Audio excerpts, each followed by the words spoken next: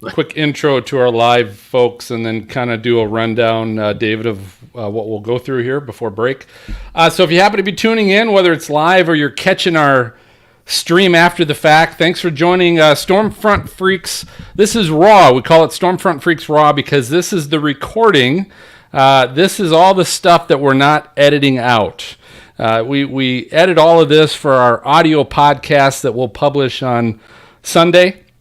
Sunday the 7th, I believe that is.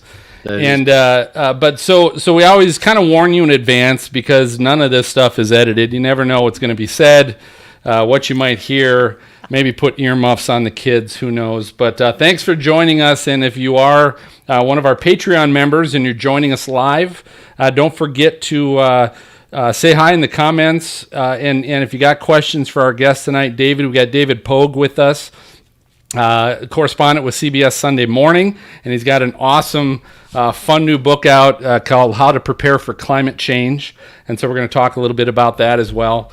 But yeah, chat up in the comments, and if you got some questions, we'll maybe ask those of David as well. So, all right, so the scoop is this, David. I'll kind of run you through the scenario. I'm going to do a quick intro. That I'll just record it quick, and then we'll go into we'll do the official open, kind of intro to the show, and then we do how. So this is how we introduce everybody. How we roll. Now, not necessarily you, but our co-host. So you have to understand this is primarily it's an audio podcast. Right. We do provide the video as well, and some people enjoy and love watching that. But it's primarily all two people. But it is primarily it's an audio podcast, and so what we do to kind of introduce the listener to the voices of everybody and introduce the voices is we go around and ask what everybody's drinking. Only makes sense, right? It's happy hour, so it just kind of lets people know this is really laid back fun.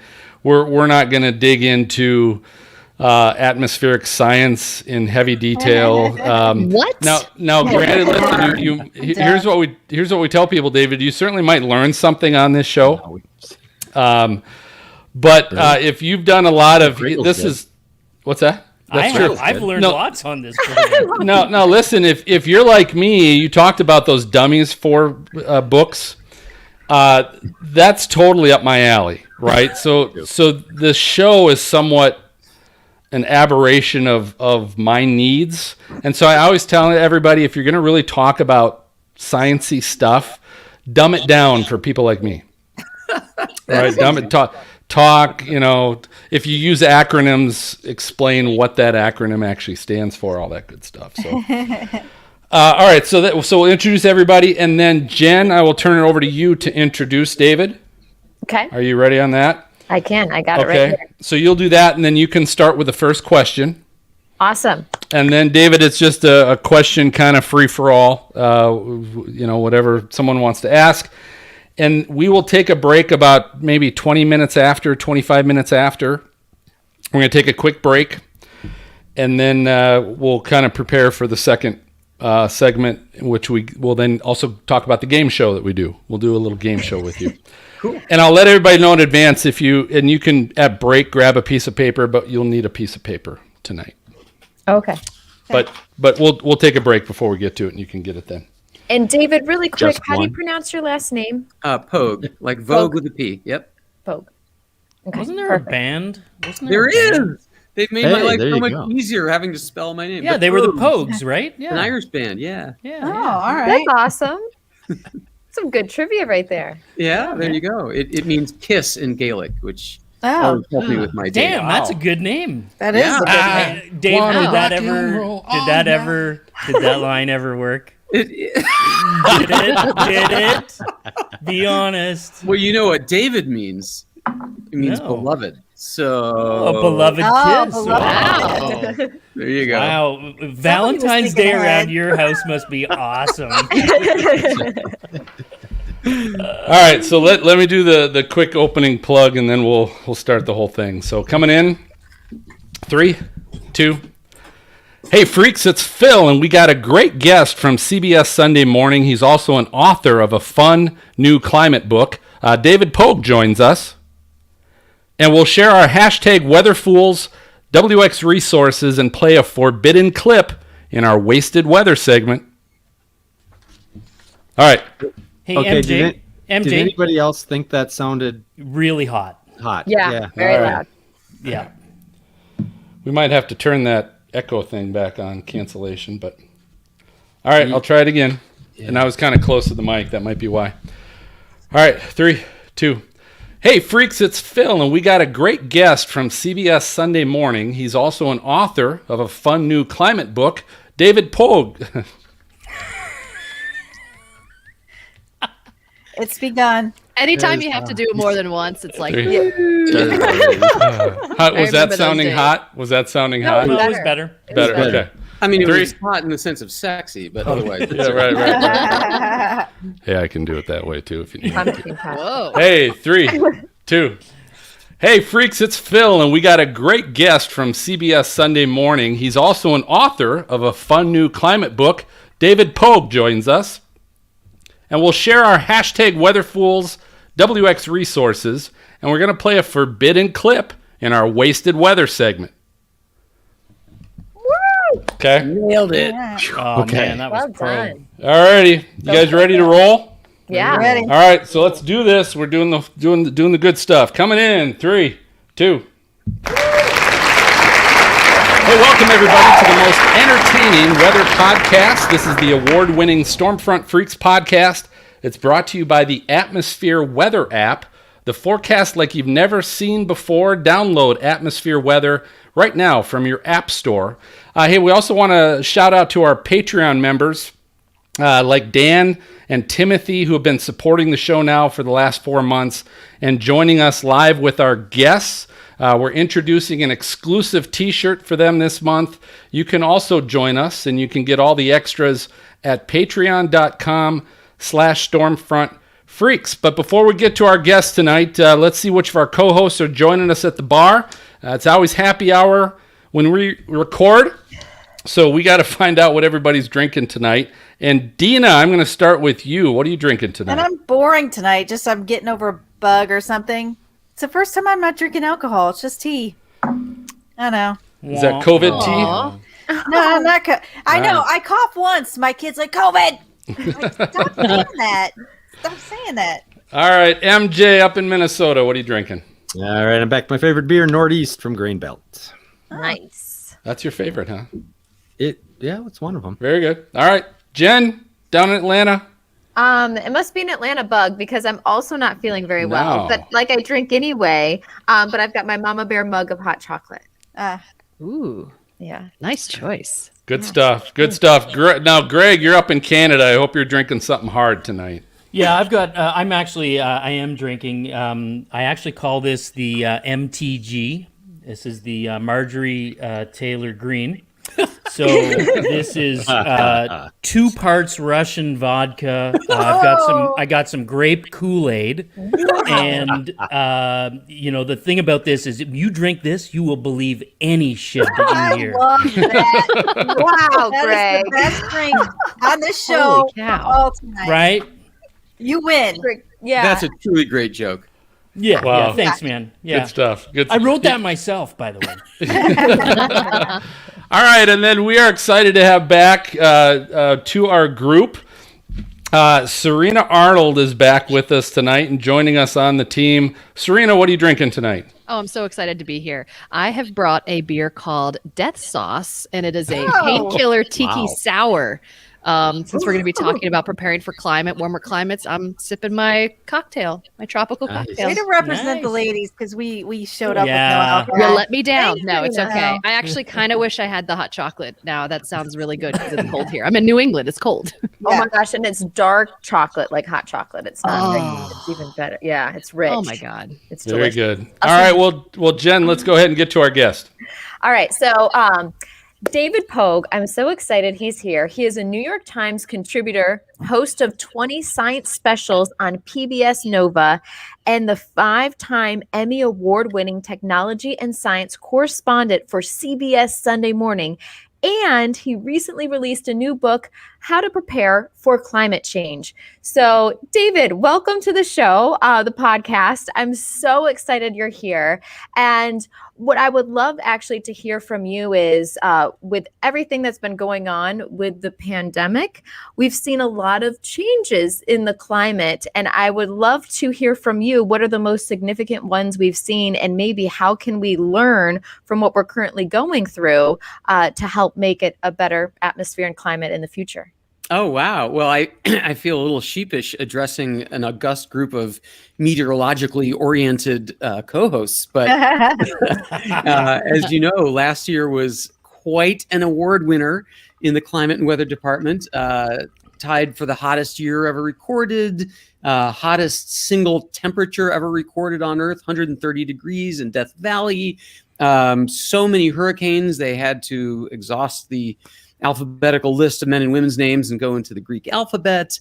Hottest temperature ever recorded in Siberia, 101 degrees in freaking Siberia. Oh my God. It was, this book, How to Prepare for Climate Change, was supposed to come out in August. And the publisher held it up because they felt that the public would have what they tactfully called crisis fatigue with COVID and all that. So they held it up until last week, and thinking that for sure the pandemic would be over by January 2021. Oh, yeah. So it wasn't, but at least we had a new president elected who seemed to put climate change at the top of his list of priorities. So things are a little calmer in the multiple crisis area. But yeah, the climate stuff didn't go away, as you all well know, last year. Kept setting new records. So yeah, lots of eyebrows raised around here. So I have another question. Oh, go ahead, Greg. Oh, I was just going to ask, when I was reading through the book, and thanks for sending the pre-copy thing or whatever we got. What do you guys call that? What do you call the uncorrected proof. There you go. But there was one part that really struck me, and it made me think about my kids, because I got the teenagers, and you really nicely went into the psychology part of what's going on with climate change, and you talked about pre-traumatic stress. And like, I remember growing up, being in high school in the 1980s. Yes, I am that old. And, our pre-traumatic stress was all around nuclear war, right? Like kids, right? Do you remember that? Like everybody we were all one day away from a nuclear disaster. Totally. And that really impacted us as we were growing up. And my kids are living that now, that pre-traumatic stress around climate change. But I see it as a real positive in their case, because they're making real positive change. And I thought it was really interesting that you included in the book. What made that happen, including that psychology into the book? I mean, the premise of How to Prepare for Climate Change is that, I don't know about you, but everything I've ever read about how we deal with climate change has been mitigation. Fly less, buy an electric car, eat less red meat, and on and on. And, very important, super important. We need to keep doing it.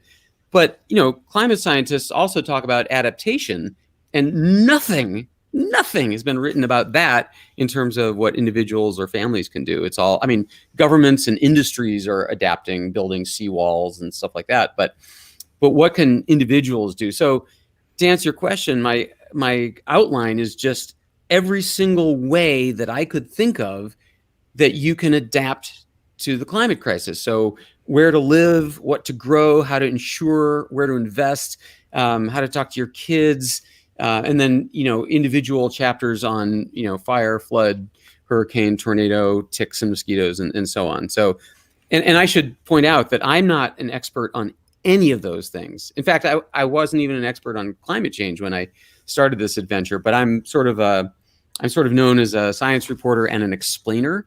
So the whole thing is based on expert interviews and reading a lot of papers. And then, the job was to synthesize and present it for a general audience.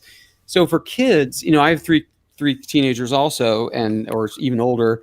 And my instinct has always been shield them. from bad news. Protect the children. They mustn't know.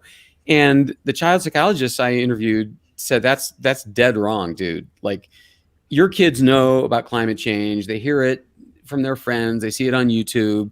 If you try to sugarcoat it or minimize it, they're going to wonder what's wrong with you or why you're trying to hide something that's even worse than they've heard. So yeah, so the party line among psychologists is be frank, be open, give them the good news too. You know, that the greatest minds in the world are working on it. We've just elected a new president, blah, blah, blah. And I will always be here with you, but don't sugar it. So what was your, David, what was your take on putting the book together? Because I equated a little bit to like your How to Survive a Zombie Apocalypse kind of, where it's fun. Like, it's not silly like that, but it's a fun way to, because you could easily do a climate change book and just bore the crap out of people. Oh yeah. And it really is kind of fun. It's kind of like how to survive that climate change apocalypse. And it's actually interesting because 2 weeks ago, our last show, we did a watch party of The Day After Tomorrow. I heard that. You know, the climate change in 7 days movie, but so I kind of thought that, you know, this is really would be kind of a fun, but real, like something to have with the movie. Like, here's your How to Survive the Day After Tomorrow, but real kind of stuff. So what was your take on why you put it together that way? Phil, I gotta say, you asked before we started, how's the book tour going?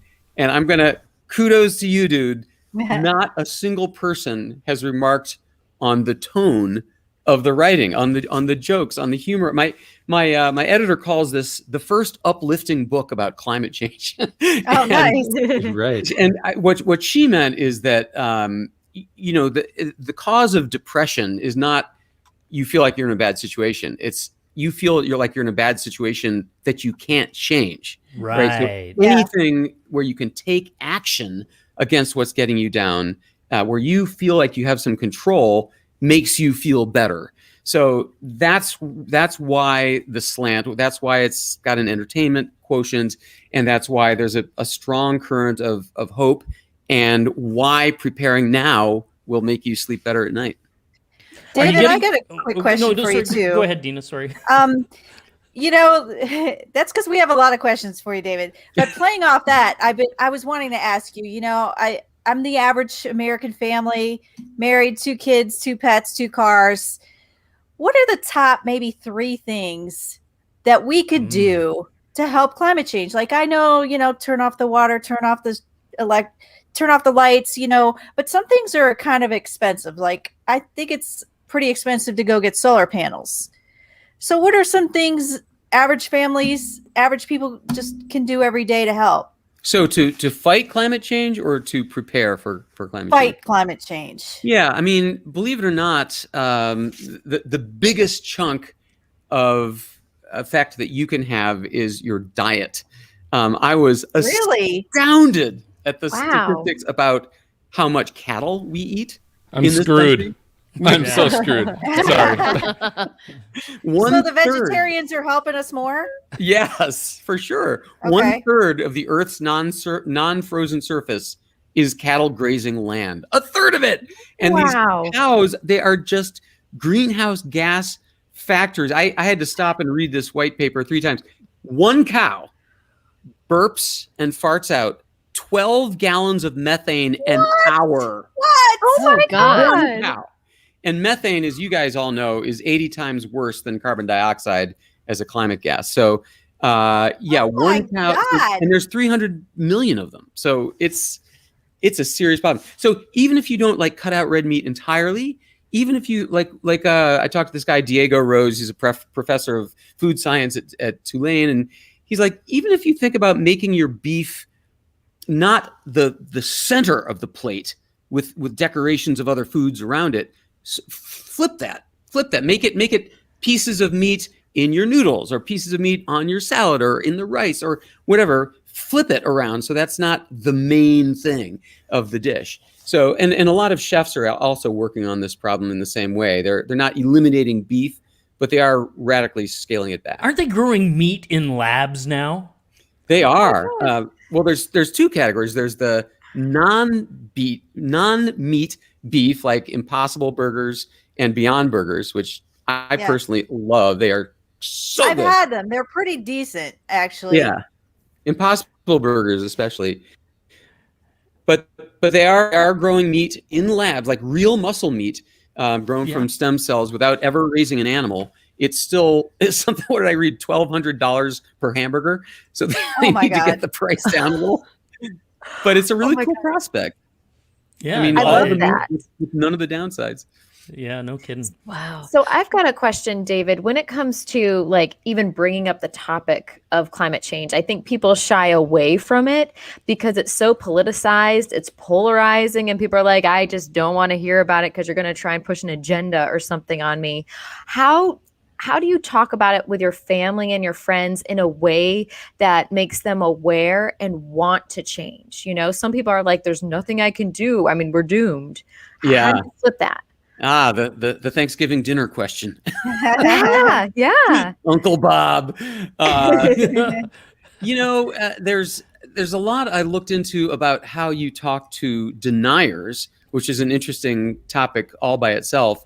It turns out that as one eco-therapist told me, you can't change somebody's mind with facts and statistics whose opinion wasn't formed by facts and statistics.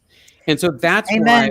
why berating somebody who disagrees with you with numbers and statistics, studies have shown it doesn't just not work. It actually works backwards. They retrench, they dig in. So the way you talk to somebody is, as with anything, with empathy, with examples, with an emotional connection.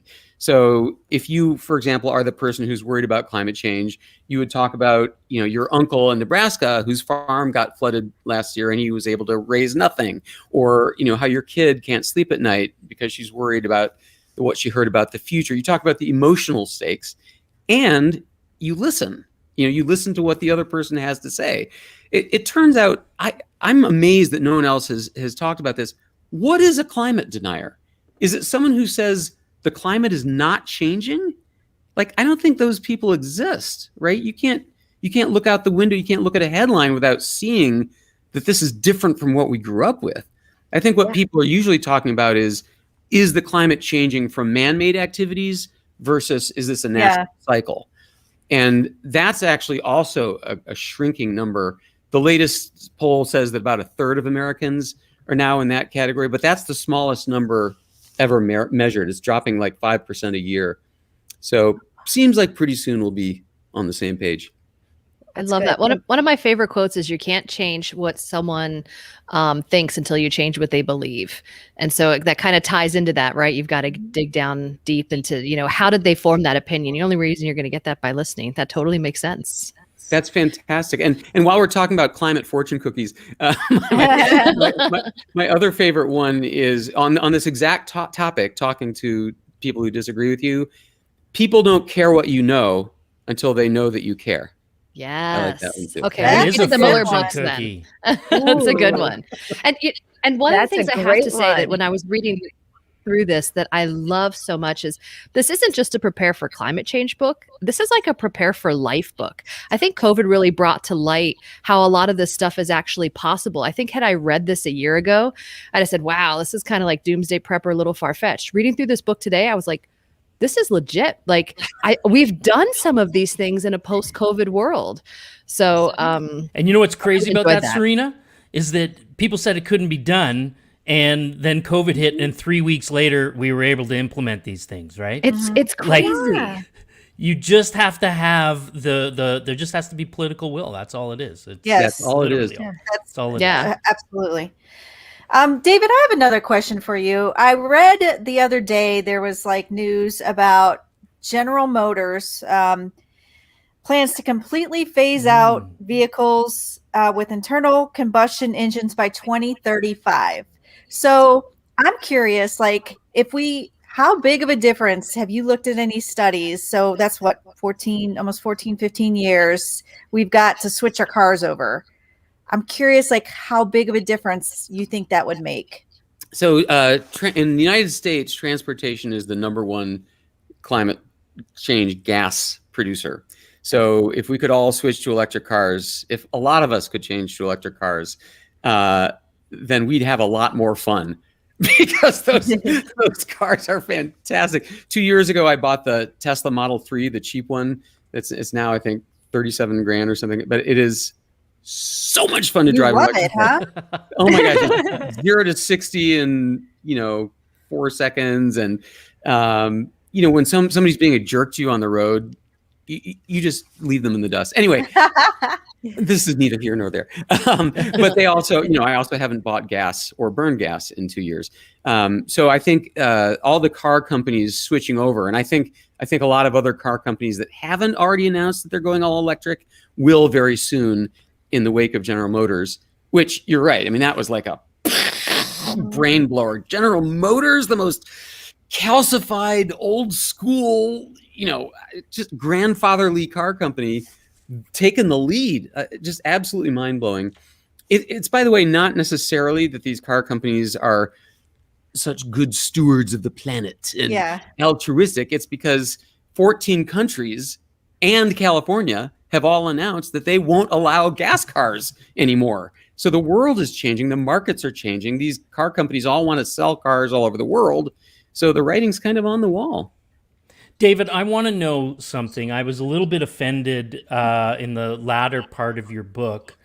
You got into a discussion about where people are going to live and the migration of humans, particularly in North America. Now, I'm not saying that, up here in Canada, that we don't want more of you Americans moving up this way, but you made it pretty damn clear in your book that the Pacific Northwest and those Central Plains states and stuff. That's where people are going to be moving, where the water is and where the climate will be not as hot and awful as the South will be. I don't know, David, you may make our life hell up here. I'll tell you what, Greggles, I'm even more offended because I would have moved to Canada if I could have during the last 4 years. You guys won't let us in. Yeah, we blocked the border. We put up this big wall, 30-foot high wall. That's awesome. Well played, David. Well played. Well done. Well, hey, I want to let everybody know, I don't know if you're ready for a more inclusive daily weather app, but searching the wealth of weather apps for something you can trust and the features you need has become impossible. But the Atmosphere Weather app, it's the official weather app of the Stormfront Freaks podcast and has the daily weather features that you're looking for. Atmosphere Weather's unique difference is it shows the weather forecast around a 24-hour clock. Hourly temp, sky cover, and precipitation, boom! They got it. You want live radar, current temperature, feels like temp, pressure, wind speed, yep, it's all on the same screen. And with the swipe of a finger, you can use whatever finger you want, but with the swipe of a finger, you can get your hourly forecasted humidity, wind speed, and dew point spread. So it's become my go-to daily weather app, and I guarantee you if you try it, it's going to become yours too. But the Atmosphere Weather, it's available on iOS and Android. Just visit your app store and download Atmosphere Weather for free. It's time for us to go ahead and take a little break. We got a little tracker chat talking about chasing on a budget, and we'll be right back with David and the lightning round, so stay tuned. Awesome. Yeah, the crowd is gosh. excited today. Yeah. Holy cow. You blew my mind with the meat, with the cattle. Oh, I know. Yeah. Oh my God. Yeah, no kidding. I didn't expect that. We didn't even get into the water they require, the feed they require. I mean, so you've probably heard that statistic that for every pound of hamburger, 8 pounds of food went into that we could have eaten directly instead of feeding it to the cow and then killing it. Wow. And then, Your book had so many really cool statistics in it. I wrote a lot of them down as I'm going through. So And let me get this straight. You guys all looked at the book ahead of time? Yeah. They actually Yeah. sent it to us. Yes. Do you know that not many people do that? Are you aware? That's how good we are. Yeah, that's what we're all about. We're awesome. But there was two that jumped out at me that were crazy. Like it takes 3,200 gallons of water for every iPhone that's made. I like flipped out of my chair. I couldn't believe that. That was a really, really good one. And there was another one that I have too many pages of notes here. Rita, you should save this for the show when we're actually. I can come back. Hey, David, I'm Yeah, going to yeah, quick just ask you. We're getting just a little bit of echo when other people are talking, and it might be coming from you. So there's two options. One is if you go to your cam and mic settings down at the bottom. Yep. There, if you click on that little gear icon and then you go to audio, Yep. there is a box that says echo cancellation. Yeah, it's on. It is. Okay. So then the other option is, I don't know if you have earbuds or something that you can plug in or. Yep. I'll grab my Headphones? AirPods. Hang on. Cool. I know. I mean, It's pretty that's a mild, note, but too. I just can't I'm gonna see go it. get. We need paper for the lightning round coming up, right? Yes. Yeah. Just one sheet of paper is all you need. Okay. Yeah. Okay, I'll be right back. Okay.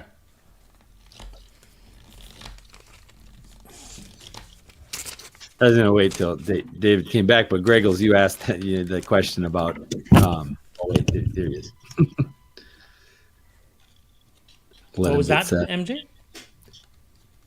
No, I was gonna say you asked the question about location because one of the adaptations David talks about in the book is moving, right?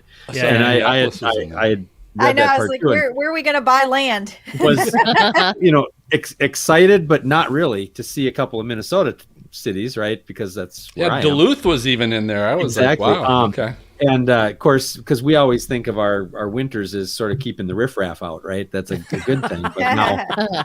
But now they read David's books; they're all going to be heading our way. So maybe Greggles, it's good that they didn't have, Right, yeah. But Maybe they think it ends right at that 49th it ends right parallel. there. Yeah, right. They Yeah, can't yeah. go any further. I couldn't believe Madison, Wisconsin, though, was the Madtown. yeah, like that was pretty high on the list too, and I don't know about Wisconsin, David. I mean, Have you been to Water and all that goes Wisconsin? into the keys. a week ago on CBS Sunday Morning, we did a story just about that chapter, like what's the best climate haven city in America. Yeah. And we went to Madison. I saw that. We Yeah. scoped it out. That is Really, a eh? pretty great town. I mean, Yeah. these cities are not just what's the best climate haven. It's also, cost of living, quality of life. Good. Yeah. Are there Yeah, airports, all those sports things. teams and culture and stuff like that. By the way, so I've got this going. I have switched. I'm still hearing you out of my laptop, though. In the Mac sound settings, I have selected the AirPods. So go So then go go back back to to your cam mic settings at the bottom of the StreamYard page. Yep, and for speaker, the AirPods are not showing up in the pop-up menu. What if I Unplug just? and plug back in. Does default show up? Default, Oh yeah, let me try that. because then maybe it'll take what your settings, your computer Yeah, settings are. default MacBook Pro speakers. What if I just turn you way down? Yeah. Here's the truth. It wasn't pretty that mild. bad. It's pretty Yeah. mild. It's not that big of a deal. I don't want to go overboard. I just thought if maybe it was an easy fix. Well, you know what I We'd could do it, do? I but could just don't get I could get a wired earpiece. Let me just do that. Or a PC. I know, because I have to Oh, no, go he's to got my the best thing volume, going, man. turn off, or I have to turn off my Bluetooth speaker I use every day, just so I can use my headphones. Because I got those. I got 'em. I do too. I have some too, but they're not charged. I guess I'm the only non-iPhone person. I'm like, I don't have those. Whenever I'm with you, Serena. Whenever I'm I wired. see those AirPods, I always think of the movie Something About Mary. Oh, Oh my god. Well, you know what? I used to we be. can't hear. We can't hear you talking. kidding, now. I'm You were kidding. doing I was hoping that. Feels like, oh God. Podcast humor. You gotta love it. Dan, and by the way, David, Dan Wallace, he's one of our good friends, one of our primary Patreon members and stuff. But anyway, I wanted to give Dan an opportunity. If he had any questions for you, Dan, shoot away, man. Hey, nice to meet you.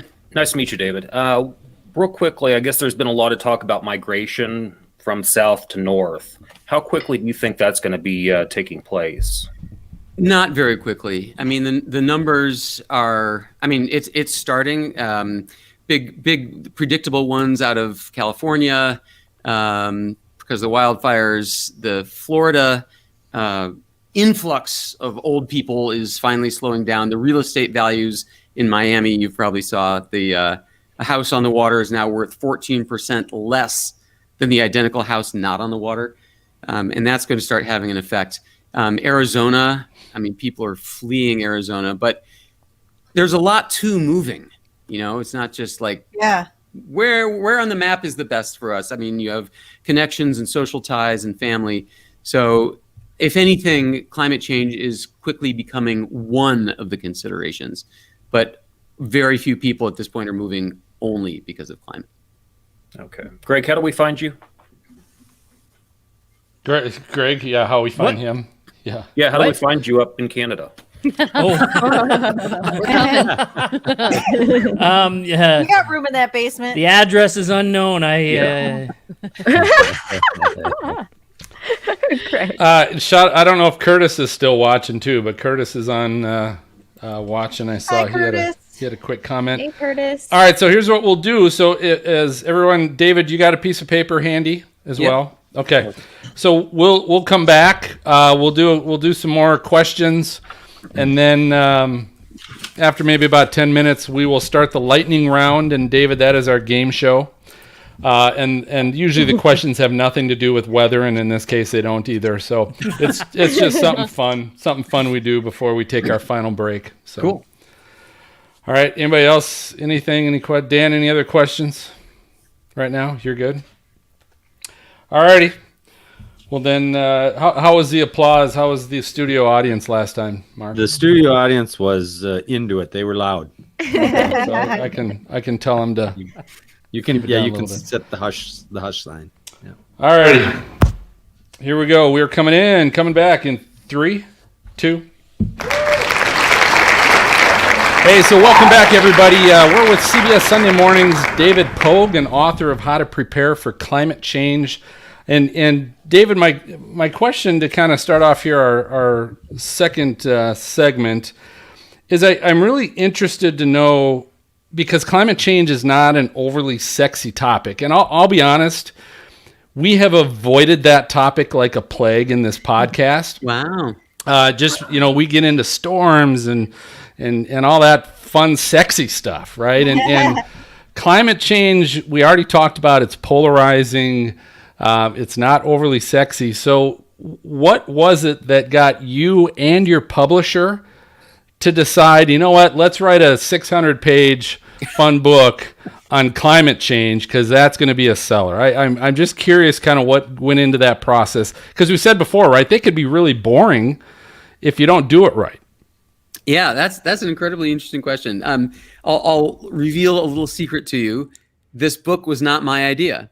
I actually pitched a different book to Simon & Schuster, and they're like, yeah, we like that. We'll do that second. But first, we want to lay this idea we've had on you. Wow. Like, what was the first idea first? What was that? It's really cool. It's my next book, yet untitled. But the basic idea is it takes everybody's modern anxieties, from asteroids to Zika, as the subtitle goes, and addresses scientifically how much you need to worry about them. Like some things you're over worrying about, like plane travel, forget it, you're fine. Sure. And some things you're not worrying enough about, like skin cancer, which dwarfs all other cancers combined. But now I just gave away my great idea. Anyway,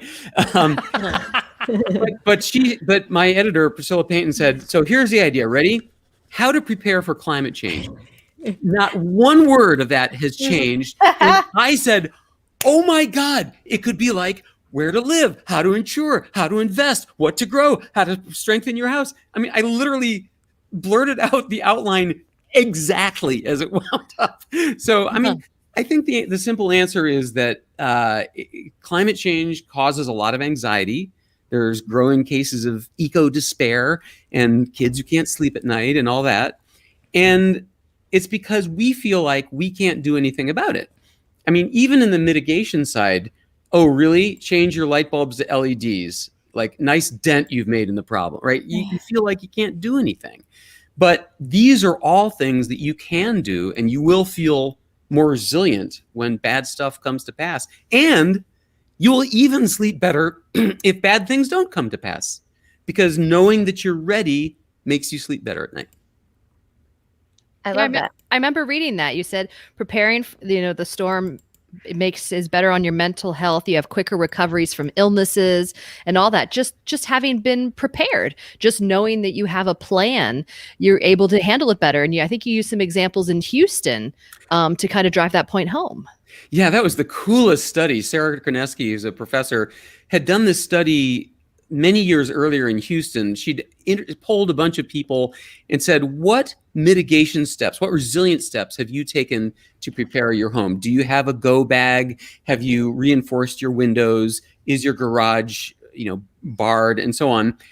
And then later, when the big hurricanes hit, she followed up with these people, and she found out that not only did the people who in the earlier survey said that they had taken some steps to be more resilient, not only did they ride out the storms better, of course, less damage to the house, less cost to the damage, but also, to her surprise, they also reported less post-traumatic stress, less children crying at night. They wrote it out better mentally because they had taken these physical steps. So I thought that was a really cool study that kind of fell into her lap.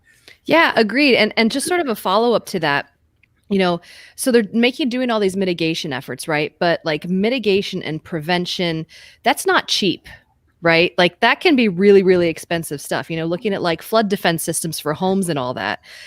How do you make that work out? How do you bring that within costs so people can be prepared and they can be healthier and happier when these things happen? I mean, this isn't a small chunk of change. Yeah, this was kind of like a dark side of this idea. Is I didn't want this to be things rich people can do to protect themselves. Right. Yeah. Because as everyone on this call and on this podcast knows very well, the climate crisis disproportionately hits people of color and people in poorer communities for a lot of really interesting reasons that I didn't even realize when I started writing the book. Redlining in the 50s and the fact that a lot of communities are on low-lying land in industrial areas along the Gulf Coast, things like that.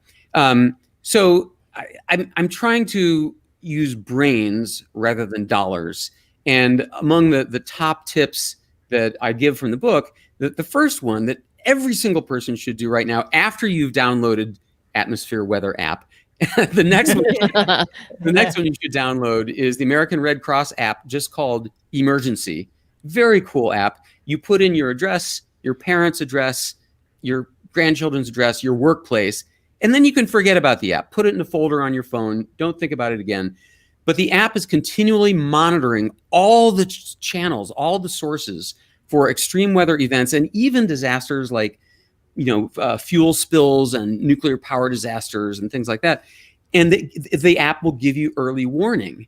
So you're not what keeps happening in these wildfires and hurricanes where people don't get notified. They didn't have their radio on and they died in their homes. So it won't happen to you or the people you care about. So totally free, takes you 3 minutes. You can do it right now, and it could save your life one day. And another thing that I was really surprised to find out has to do with insurance.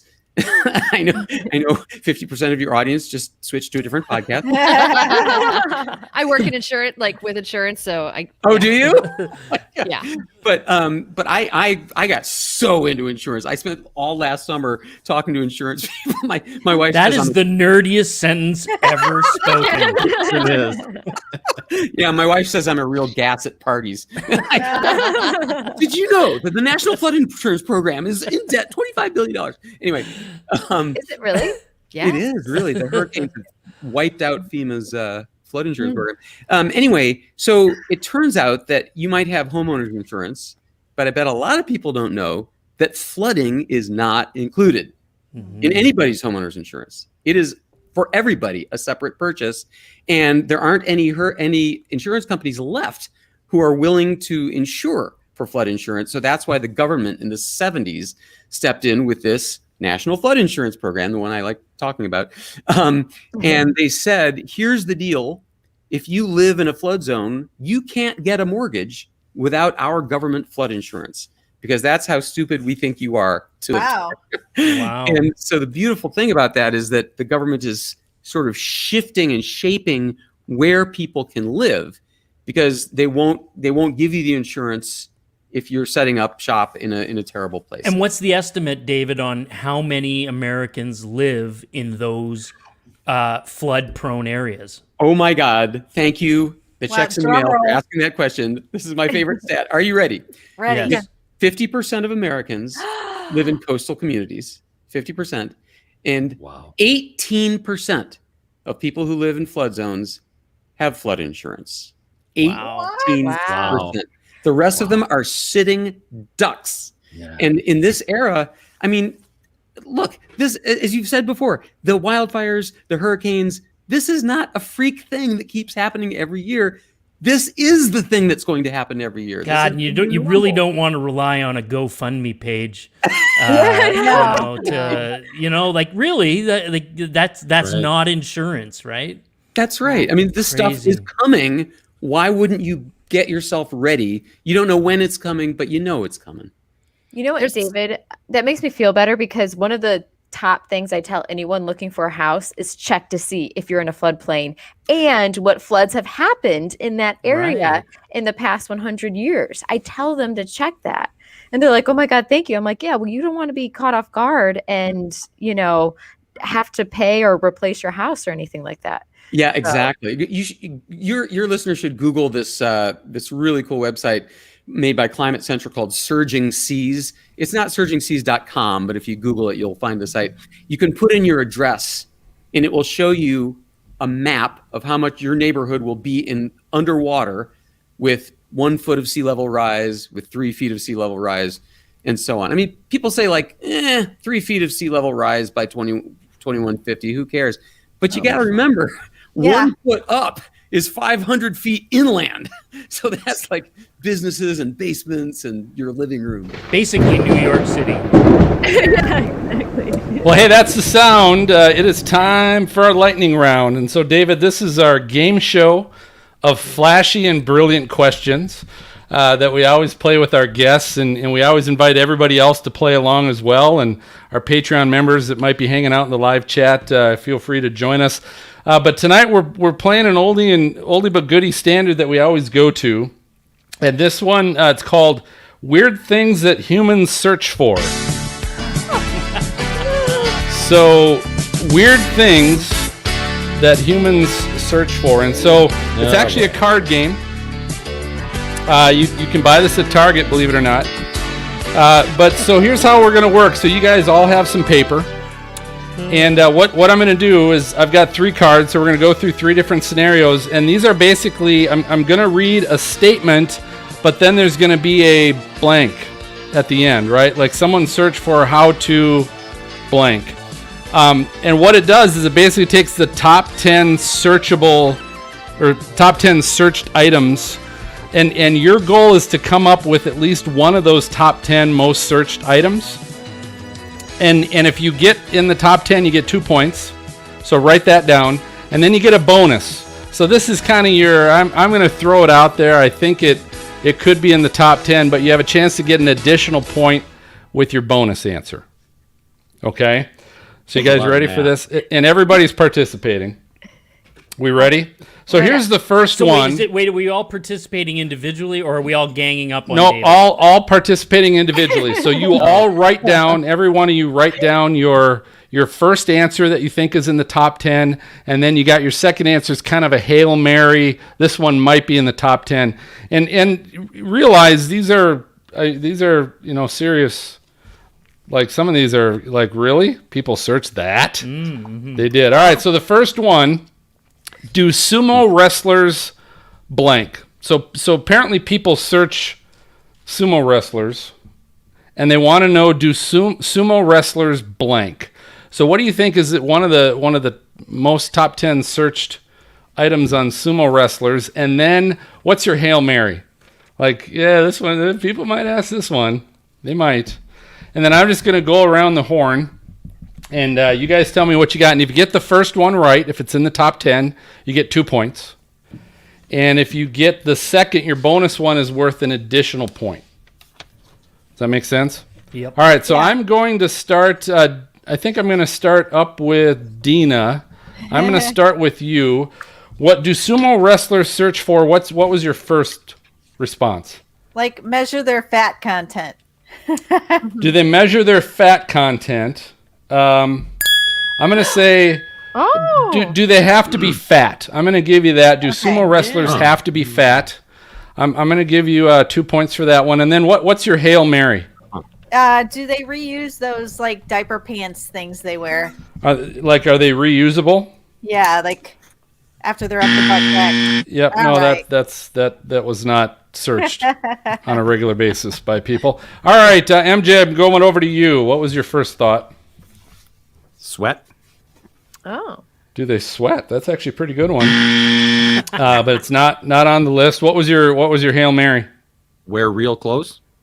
Well, like do they have dress in real clothes, or do they just always? I'm going to give you wear underwear because that's real clothes. I'm going to give you do sumo wrestlers wear underwear. I'm going to give that to you. So that's a bonus point for you. All right, Jen.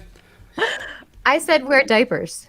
Do they wear diapers? That's correct. Do sumo wrestlers wear diapers? That is on there. So 2 points. What's your Hail Mary? Do they have to weigh a certain amount? Do they have to weigh a certain amount? You know what? I'm going to give you, do they have to be fat? I'll give you that one. So extra bonus point. So you get 3 points on that one. All right, David, what do you think people are searching? What are they trying to figure out about sumo wrestlers? I know they're always really weird, so I had oil themselves up. Oil them. That's nice. That paints a pretty picture. But that was not in the top 10. But did you have a Hail Mary? Yes, I did. Thinking again on how stupid the searches usually are, I said, wear clothes at home.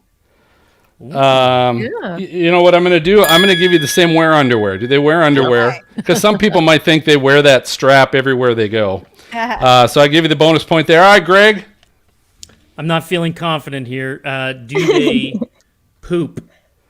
Do they poop? Oh, intriguing. I'm sure they do, but that just wasn't part of the search. What's your? Everybody? And then poops. I There's went a down the book clothes one as well. Do they own clothes? Okay, I'll give you that wear underwear, so you get a bonus point. All right, Serena, what about you? So my first one was, do they have to watch their diet? Watch your diet. So I'm going to give you the have to be fat. Do they have to be fat? And my Hail Mary was, do they chafe? Ooh. That's a great. But that is not on there. So here was the top 10. Do they have to be fat? Wear cups? Do they have to lift? Do sumo wrestlers have diabetes? Oh. Eat breakfast? Wear diapers? Do they get paid? Wear underwear? Take steroids? And last but not least, do sumo wrestlers have testicles? Oh, wow. I guess is a question. Somebody searched for that? I guess. Top 10, baby. That was top 10. Wow. Multiple. All right, here we go. Here's here's the next one, and I'm gonna spread it around just a little bit. MJ, do you have something? No. Okay. Here's the next one. Can a fart blank? So people are wondering, can a fart blank? And David, you talked about cow farts, so maybe people are looking that up. But can a fart blank? Write down what you think was in the top 10 search, and then a Hail Mary.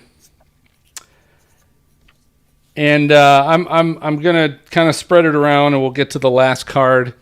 And I'm gonna start with Greg. I'm gonna start with you. Can a fart what do you think was in the top 10 of the search? Can a fart make flame? Oh, okay. Can a fart catch fire? Yeah. Yep. Right on. So 2 points I think we all had that. Yeah, we did. I think we did. Yes, we for do. you on that one. I feel like I've actually made that search. What was your Hail Mary? I didn't have a Hail Mary, but I'll make one right now. My Hail Mary will be can a fart stain your clothes? Not on there. I think people know that. I don't think they have to search, right? They'll figure that one out. I'm going to go over to Dina. I'm going to go to Dina on this one. Okay, so I had light a fire too. Okay. So And 2 then- points. The other one was, can a fart not smell? That's not. No, people aren't searching that one. I've done research on that, Dina, and yes, they cannot smell. All right, and then I'm going to go to Serena before I finish with David. All right, so I said ignite for the first one. Okay, so you get 2 Fire. points. And for my Hail Mary, be fatal. Ooh, so can it kill you? Yeah. Yes, people wonder that. So you got another point on the Hail Now Mary. you know what kind of people I associate with. David, I will finish with you on this one. Can a fart? What do you think people are searching on that? You're muted. I'm sure it was good though. I know I was muted, but both my answers were right. Okay. No, those were in fact my answers: catch fire and kill you. Oh, wow. very good. All right, so 3 points for David. All right, we're gonna go to the last one. Wait, Phil, I haven't gone. No, I know. I said we're gonna move it around. I'll catch you on the last one. Oh, I see. So this is really for MJ, Jen, and David. Get this last one. Okay. Is there a dating site for blank? Is there a dating site for blank? And while you guys are writing that down, let me go through the top 10. Can a fart kill you, catch fire, become a burp, freeze? Can a fart freeze, get stuck, knock you out, give you a UTI, Oh, wow. make you sick, rip your underwear, or wake you up? Oh my! Yes, on the last two for sure. Personal experience. Those are hilarious. All right, so here we go. Let's. I'm going to go to MJ first on this one. Is there a dating site for what? Nerds. Nerds. Yes, people are looking for that, obviously. So 2 points on that one. What's your Hail Mary?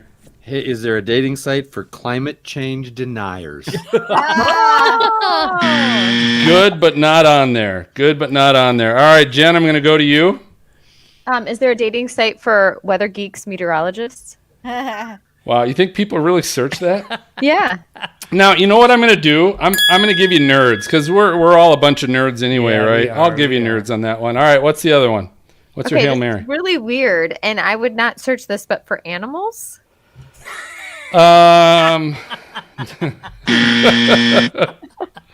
There's not. I don't know.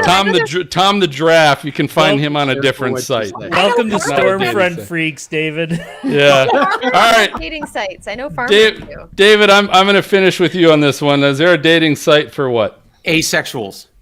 Oh, no shit. Yes. Yes. That's awesome. Holy cow. How did you get that? That's amazing. All right. So that's not even your Hail Mary. What was your Hail My Mary? Hail Mary was dogs. Yeah. Dogs. Okay. All right. So yeah, that what do we got here? Looks like Serena and Jen finished with 5, and David and Dina finished with 4. So well done. Good. That was outstanding. So David, great job on that. That was very well done.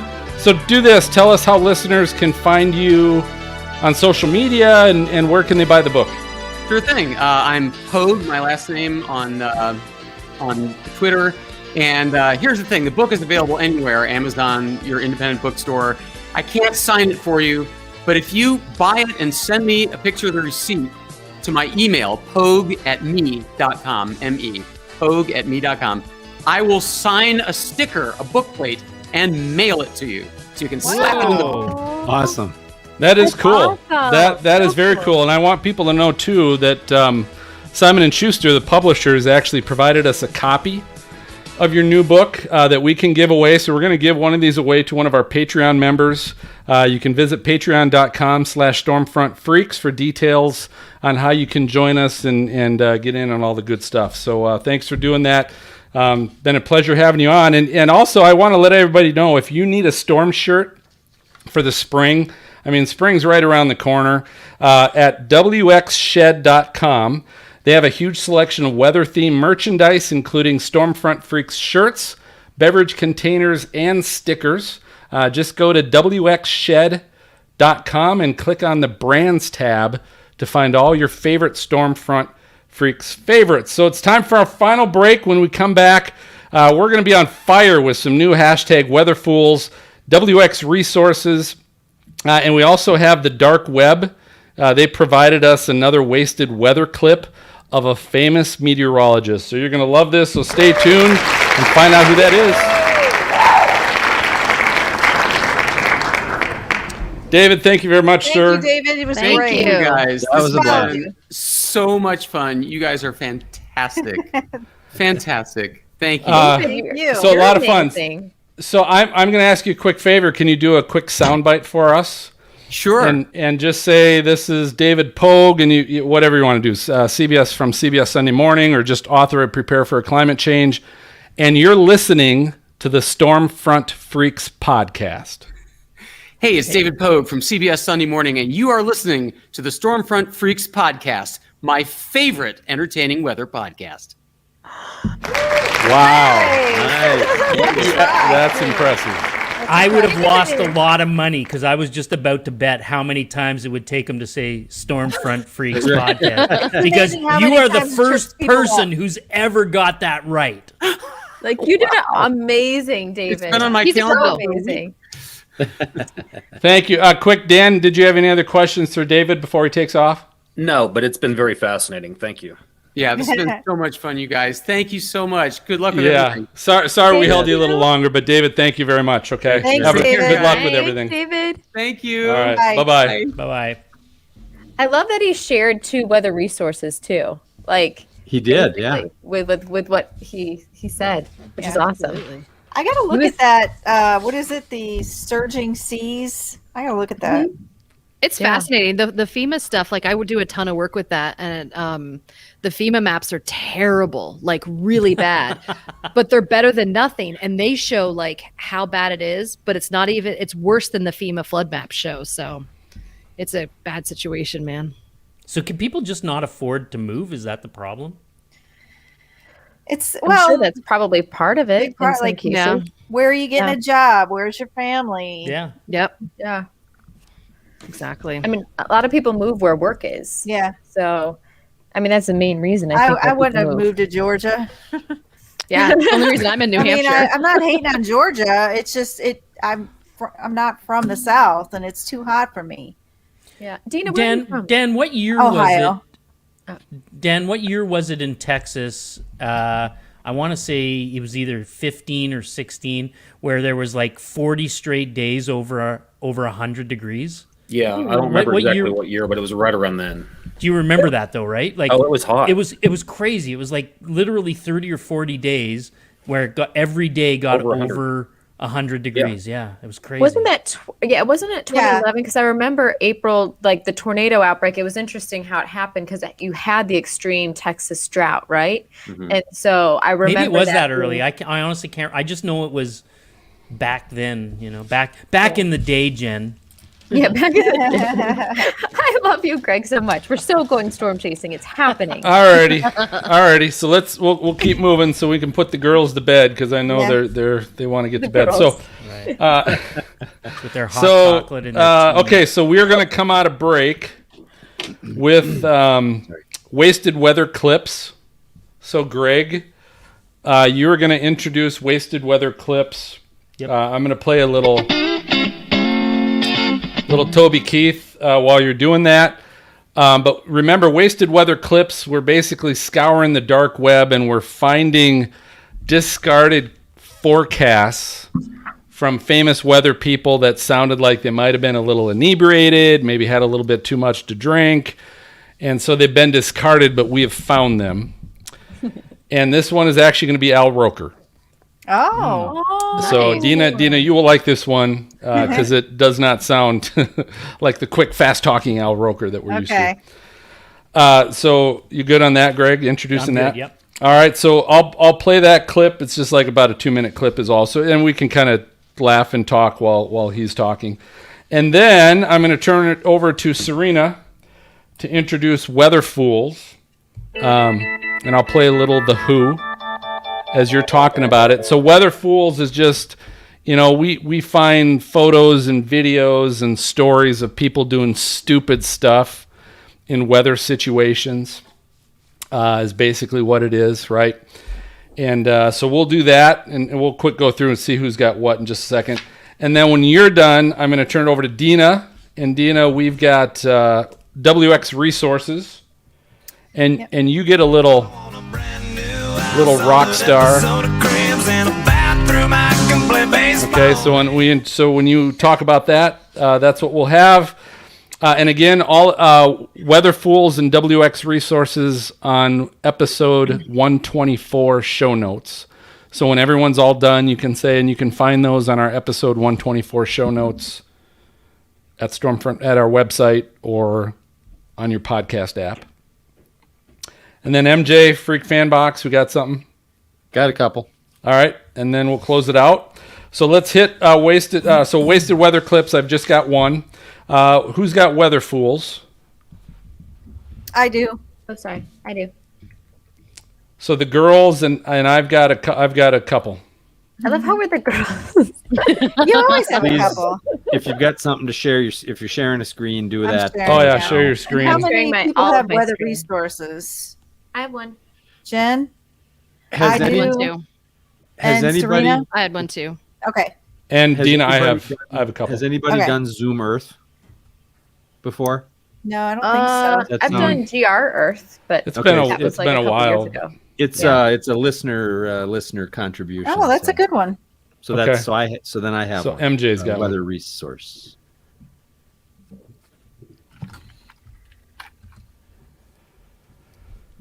All right, so MJ, let us know if you got everyone's screen. I got Phil's, Dina's, Jen's, and mine. Is that all I need? So Serena, are you sharing your screen, Serena? I will be here in just 1 second. Okay. I'm trying to pull up the thing.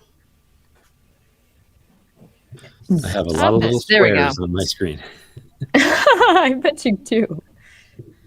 We use the StreamYard for my work for our live shows too, MJ. I love StreamYard, by the way. I do. I use it for a ton of stuff. It's so good. It's far better than any of the others. You know, I I still was don't see it, Serena. thinking Sorry, of I'm moving jumping to through the hoops. StreamYard, but we'll see. Pardon? I Got was it. thinking we're thinking of moving to StreamYard, or I'm not StreamYard, Restream.io. Oh, okay. So, but we use it for one of our shows, and it's a little bit more expensive, but you can do more with it.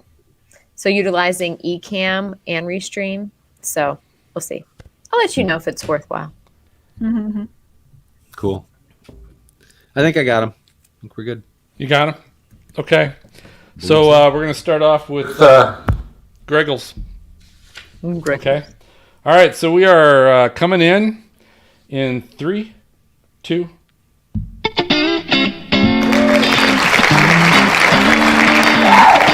All right, guys, it's time for Wasted Weather. And this is where, well, Phil goes and he scours the dark web and he finds those little tidbits, those little slices from network meteorologists that, honestly, the networks just really don't want anybody to hear, right? Like, they've deleted these little segments, and it's really because, you know, the weather personality, the person who's broadcasting, well, they've maybe had a few drinks, and that's not something that's really acceptable in network television, and so they've tried to delete these things. But Phil, boy, you've gone and you've actually, like, do you know somebody that is able to find these bits? Like, what? Listen, how do you get no, we just sometimes we get listeners that send them in. It's not like I frequent the dark web. Right. Maybe every once in a while. It's a hobby, little side hobby of mine. But tell you what, we found one. This is a gem that we found this week. And Dina, you're going to like this, but we found a segment from Al Roker, who was doing a forecast from home during the pandemic. And I guarantee you, he sounded like he was in the bag on this one. But you guys take a listen. If you know Al Roker, fast talker Al Roker, see what you think. All right, can you believe this? I mean, all winter long, no polar vortex. We get into the first week of May, and boom, This thing Boom. comes streaming down, causing 75 million of us to have to deal with below freezing temperatures stretching from Minneapolis to Burlington, all the way down to Johnson Boy, he must have City. been really and loaded. Look at these temperatures, 75 million people below freezing. Below. But look at some of these wind chills. It's going to feel like 30 in Chicago Saturday morning, Atlanta. He's like running out of breath. 36 degrees, numerous record lows happening. So now we've got all that. Now, Dina, cold you know air he's pretty in fast place. talking dude, Add right? to that a storm developing in the Northeast. This could be, You know, he knows he gets like what 20 seconds or 30 seconds for as it pushes spot. in Friday Okay. night. We're looking Sounds at a like lot this is of purposely rain. slowed I know, down. it doesn't sound Inland, like it's as slowed it down. hits those upper Like this, elevations, the producers and that like cold either air, saying we stretch it start out to or he's see like snow. wrap it It's up, rain wrap it up. for the coast, All right, come on now. snow Is he inland, Snow. and then by Saturday morning it pulls away, leaving behind in its Wow. wake cold This is still going. temperatures. How gusty I know. How long winds, did you work with him? and How many years did you work with him? intermittent snow Year and a half, showers. 2 Look at years. some of these snowfall amounts. I We feel like could right now be the looking producers at are some really places upset that he's taking anywhere so from long to get 6 through no this. kidding. inches You know, of I'm snow wondering if they might have in even cut him off northern and he New doesn't England, realize it, and but he's still in- talking, and that's why interior they sections discarded of It New this. York doesn't sound like him, though. Pennsylvania, I've never, I've heard him anywhere off from air. I've 1 heard him on to his 2, mic. maybe He's never even sounded like that. 3 Yeah, inches he's- of snow. So it ain't snow. I mean, it sounds like they Well, slowed him down. it may say winter as far as your temperatures. Listen are to him sign concerned, off. But believe it or not, it is spring. Just hang on. I'm Al Roker. I'm all right. Either that or he had some cold medicine. Yeah, something was not. I've never yeah. heard him sound like that. Oh, Granted, I good used to work stuff. with him at like 6 a.m. Hey, so I think with all the at-home working we're all doing, I think we Yeah. all find times to be in the bag. But if you're in the bag at 6 a.m., God bless you. I am Right. right now. right, all right, Serena. All right, it is Weather Fools time. This is where we are able to find pictures or videos of people doing some, well, to be honest, kind of stupid stuff in certain weather situations. Now, today for Weather Fools, I've brought a clip that I'm just going to go ahead and say it. It's a guilty pleasure of mine, and that is people slipping on the ice, but not only when they slip on the ice, but when they lose their shoes. Oh, When they lose their shoes, it just gets me. And if you pay extra attention, he even has a coffee, and that's fun. Did you see how close his head came to the retaining talent. Hitting wall. Talent. Yeah. Oh my Wow. God! His Oh my head. goodness. Oh, It was inches. Yeah, so That we're could've glad killed he's him. safe. Yeah, we're glad he's alive because it's very funny. Oh my God. He wasn't even wearing socks. you are a That's sick cool. woman, Serena. The other-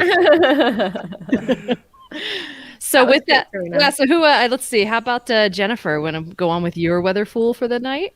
Yeah, so mine's not as funny. It's more it's more serious. And it was actually due to blizzard conditions, whiteout conditions in Iowa Oh, is this on today? I-80. This is today. Wow. This was hours ago. So this is a cop car actually involved in this massive pileup. So I kind of have two tweets, but I'm going to show this one where you see the video right there with massive 18-wheeler sliding. And it's just, no matter how many times people say it, it's like don't drive through flooded water. Slow down when it's like snowing and winter. And But I there's got an ice. SUV. I can plow through it. Yeah, Right. exactly. Can't plow through a semi. And look at all those trucks, though. I mean, that's Oh my I would God. say at least 8, 10 semis. Oh, there's there. a dozen, yeah. Yeah, If somebody can walk along the highway, nobody's moving. yeah. Unreal. It's I feel like really this bad. is so typical for I-80 too. It's like this happens so many times every year. Yeah.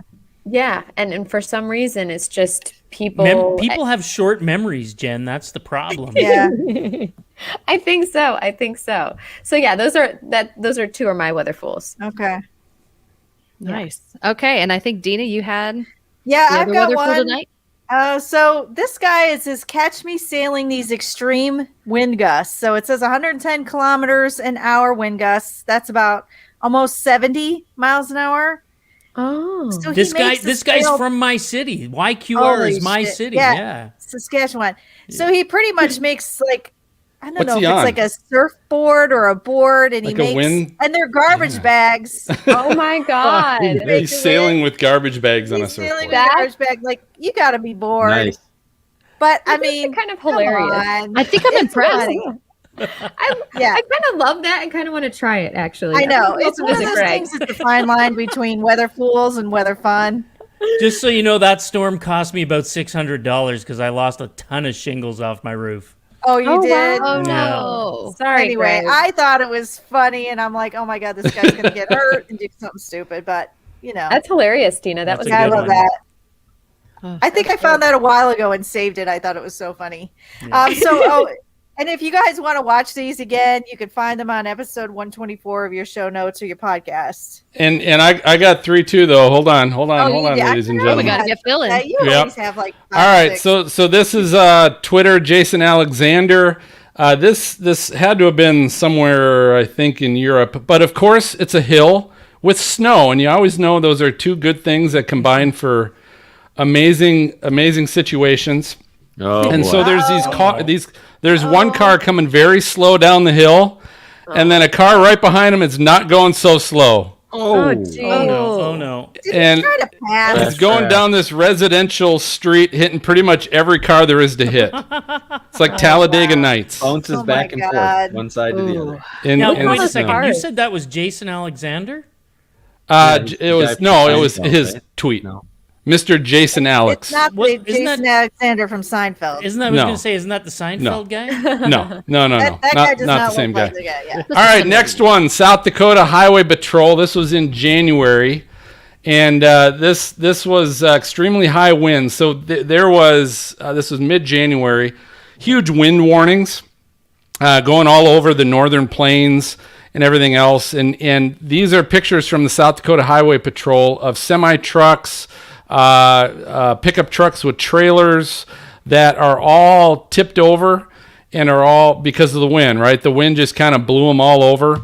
And to me, it's like, come on. Now, if you know there's wind warnings and you know it's really windy, do you want to be on a wide open interstate, with something that's got such a high profile like With a that? high profile. Phil, the Dakotas are a wide open interstate. Yeah, well, you know what? Like, where are you going to go if you're in the Dakotas?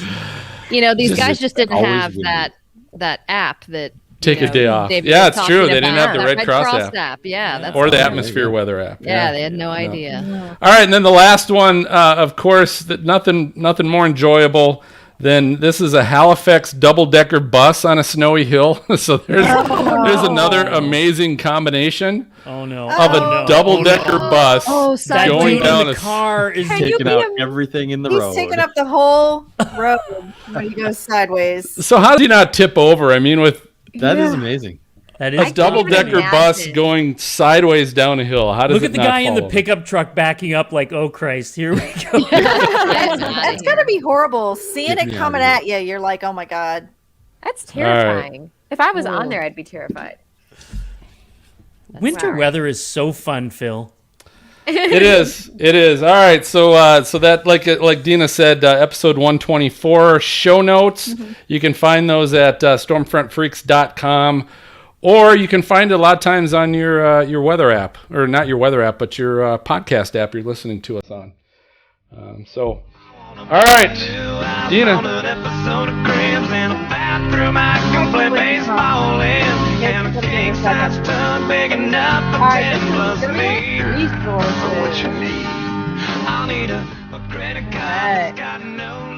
So WX Resources is kind of where we get together and we find some cool apps or websites or something we want to share with you with cool weather. I'll just start it. And this one is a National Weather Service weather and hazards data viewer.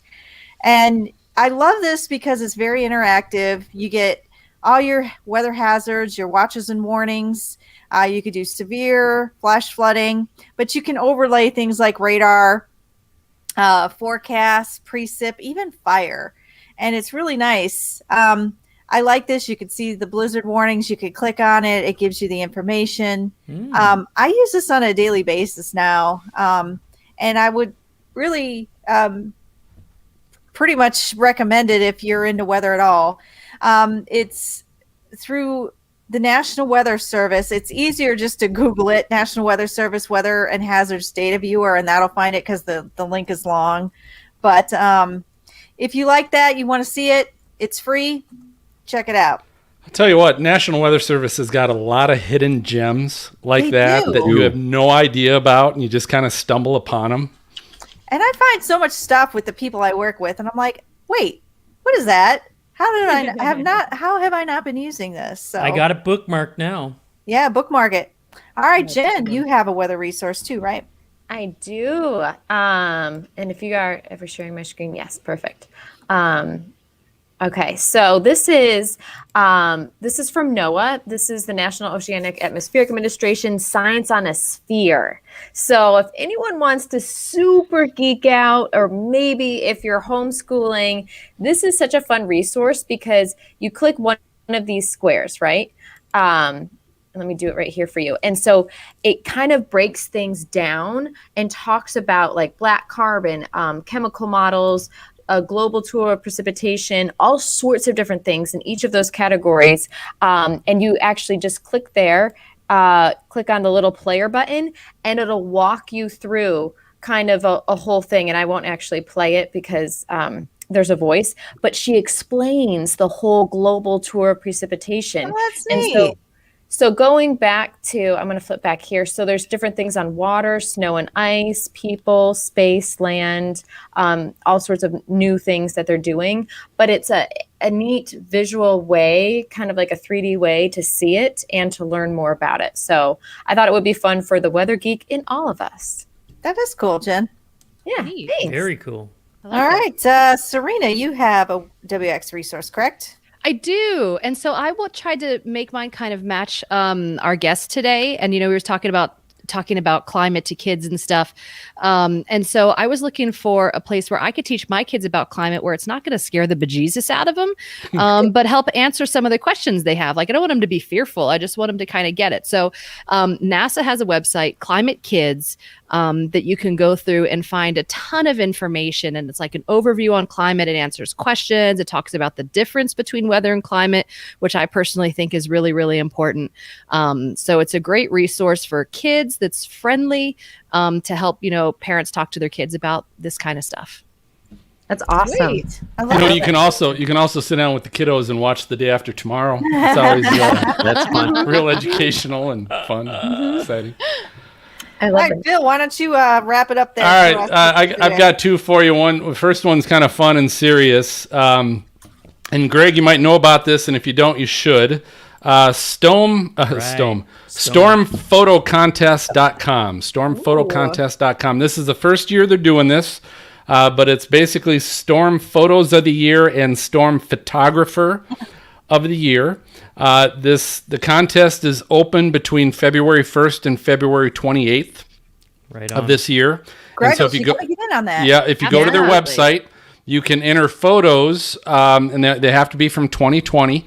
And you could also enter a number of photos if you want to combine for photographer of the Storm Photographer of the Year.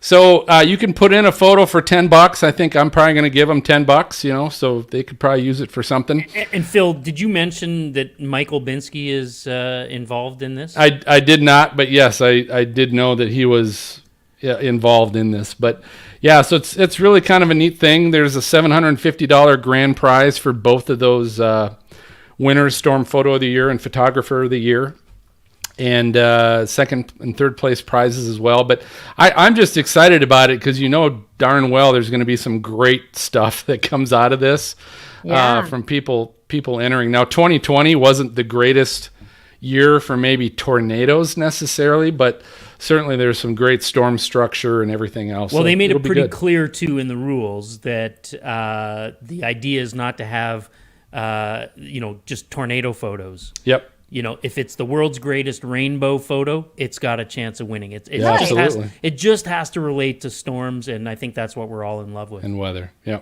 Nice. Yeah, so that's pretty cool. All right, and then the second one, because David Pogue was our guest here tonight and had his book, How to Prepare for Climate Change, I'm going to talk about how to survive Sharknado and other unnatural disasters. This is another book that is out there. You can find it on Amazon. Wow. But how to survive a Sharknado. Wow, Phil, this one is actually really cheap to buy too, which is amazing. $10. That's hilarious. Dino shark. There's pages, a dino shark, a boracane, whatever that is, ice twister, what to look out for. I can't believe it's actually a book. But it's it looks really cool. I've always had it in my list. But I think I've had it in my list for like 6 years. I've never actually bought it, but I might be tempted to actually do it this year. We'll see. Oh my God. Even look at the description though. In the apocalyptic world we live in, Mother Nature is angry. Danger waits at every turn and catastrophes. She's pissed. Yeah. Yeah, that's hilarious. Too many lives have already been lost. Let's change that, right? Was that all the ones you had, Phil? That was it. Those two. Come with some. Yeah. All right. So if you want to find any of those, check out the Stormfront Freaks episode 124. Show notes are on your podcast app. Send me a postcard, drop me a line. You've got mail, baby, yeah. MJ, anything in the box? Yeah, well, you know what? I had actually a contribution to Weather Resources that I'll use now because it was a listener contributor. SWX Click said they have not heard one mention this one yet. And I'll throw this up there. It is Zoom Earth, and it's just zoom.earth, and it's a satellite, right? And you go, well, great, it's a satellite. But what's kind of cool is, of course, you can zoom in anywhere you want, very easily, and move around, which is really cool. Wow. But what I think is really cool about it is you can go back in time. You can hop in the Wayback Machine and say, I want to see what it was like back in, let's say January 29th at 9 o'clock. I'm curious how far it goes back. Agreed.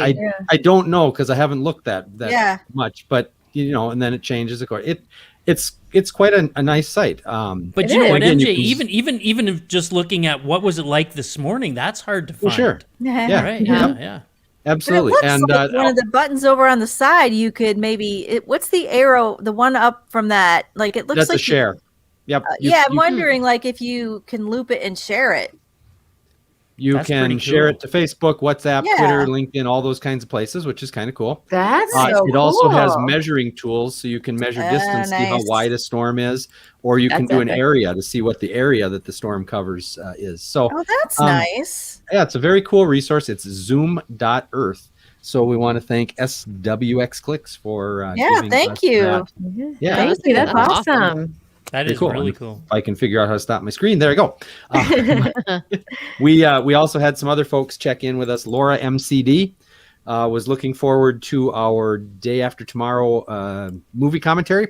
Said, amazing. I hope it's as fun as Twister. I really enjoyed watching that one with a glass of whiskey and you folks in one ear. Nice. So hopefully Laura enjoyed the second episode there.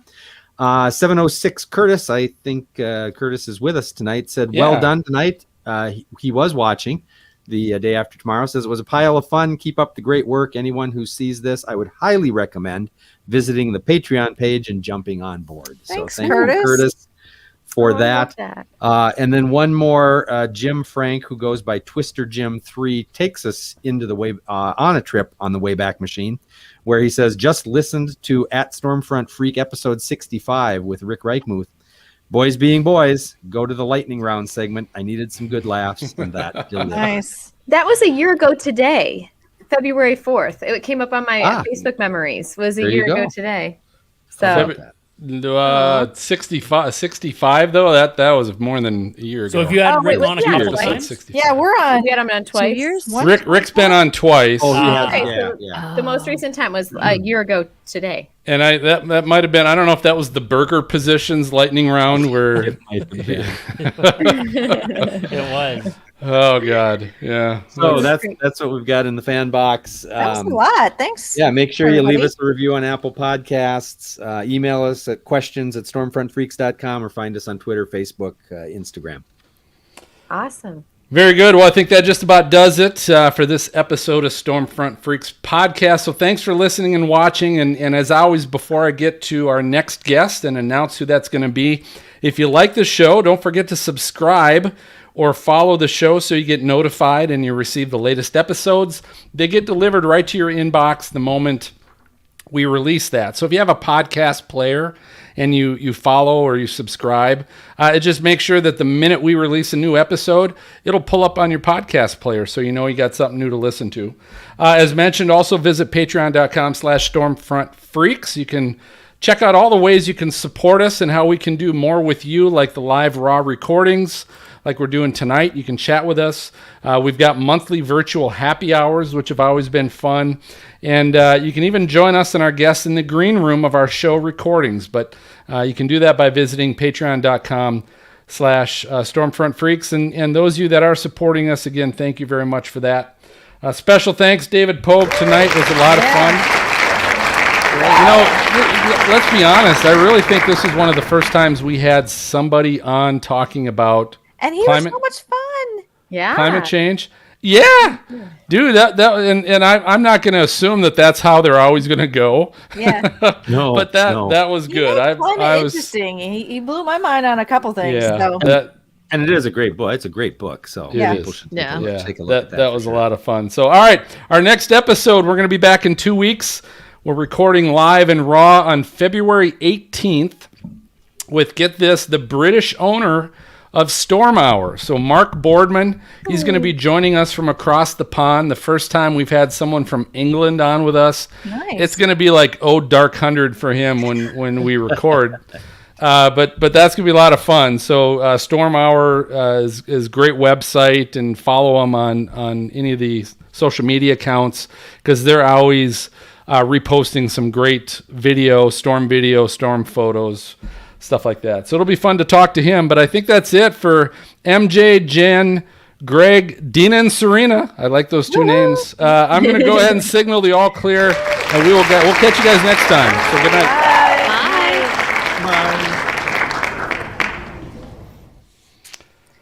Very good. Good job, everybody. And Griggles Guys left. and gals. I know Griggles left. He's never left before. I just wonder where he's gone. He he had just to. kinda Maybe he had to disappeared. poop. You got to poop. You Yeah. got to I was gonna poop. say pee, but it's like, all right. Everybody Yeah, I was poops. thinking- I went right for the poop. There's Yeah.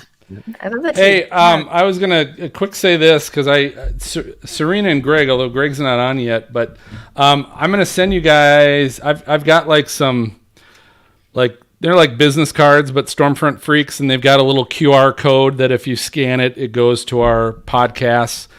But I'd given these out when we got together for our 100th episode.